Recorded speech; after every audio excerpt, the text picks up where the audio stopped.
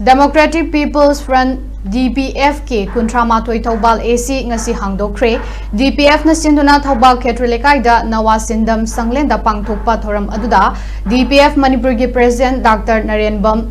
Rajib Kumar UNLF ki Hanagi Chairman RK Megan Elias Sanayaima Yauna DPF ki Maru Oiba Luchingba Kayasu Sarugya ki thoramga mari lainana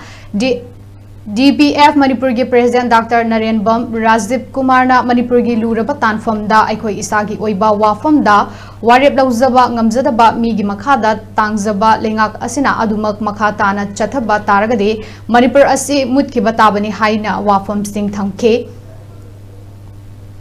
DPF na Manipur da khundaminari ba furup pumnamaki oiba amata oibagi wakhalonda leiriba tangdu leita daba fibum asigi solution purakpa leiriba natural resource mayam ase ngakpi senbinabani haike thoramga mari leinana RK Megan Elias Sanayai mana DPF na safonglakpada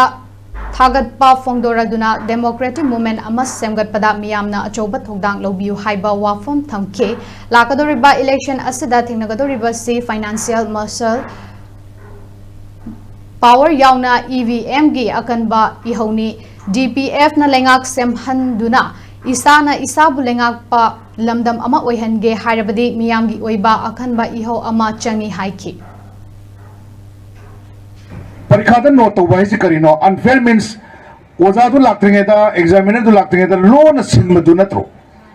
adudi vote ki matamda ai mingsi da khorin han nambi o da policing ani ahum Manga pinakpa matamda nataba pambay sinari sa taab na tro ma masasi matik sasi di tayo niya usik DPM na liya pisidi hek na pong nalay na si debate tong na si ay kanano mi kanano ay kang na si aduga mayam na liya sa sano suma mi sing mga sige tara sige mongda ko ay di matik saba si kanano siya sila putong na si Democratic People's Front hai siya masi sumlagi political party makang nate masi tasembadi Democratic People's Movement amani ana thamnge iho mani han thamnge masi miyam gi bihudoina DPF na tharkat kadoriba adumba miusing ado madu kahan nabi damangta miyam na Democratic Movement ama akan meho masak pasang na malumdi tingagadori se paisani